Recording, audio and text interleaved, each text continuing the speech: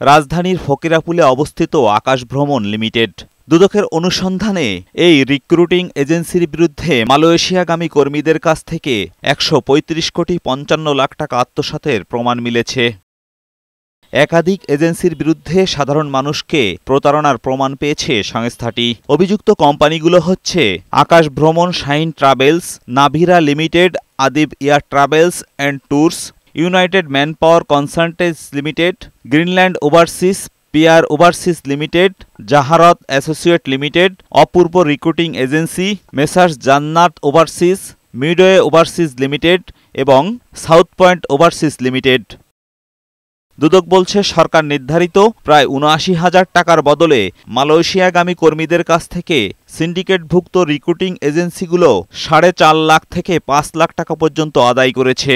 ২০২১ সাল থেকে ২৪ সাল পর্যন্ত ১৩টি এজেন্সি প্রায় ১২০০ কোটি টাকার অতিরিক্ত হাতিয়ে নিয়েছে বলে প্রমাণ মিলেছে।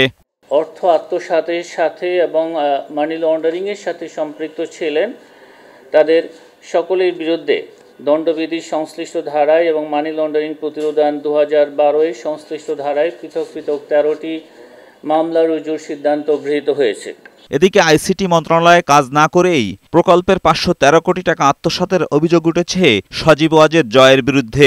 এ ঘটনায় সহযোগী হিসেবে সাবেক প্রতিমন্ত্রী জুনায়েদ আহমেদ পলক সহ মন্ত্রণালয়ের আরও ১৬ কর্মকর্তার নামও এসেছে। ইতিমধ্যে নথি সংগ্রহ ও জিজ্ঞাসাবাদ শুরু করেছে দুদক। রেকর্ডপত্র সংগ্রহ করেছেন এবং যারা এর সাথে সম্পৃক্ত রয়েছেন তাদেরকে জিজ্ঞাসাবাদ করছেন। এদিন দুদকে জমা পড়ে ইস্টার্ন ব্যাংকের চেয়ারম্যান শওকত আলী চৌধুরী ও তার পরিবারের বিরুদ্ধে ৮,০০০ কোটি টাকার লেনদেন খতিয়ে দেখা হবে বলেও জানান দুদক মহাপরিচালক। এজাজুল হক মুকুল, বৈশাখী সংবাদ, ঢাকা।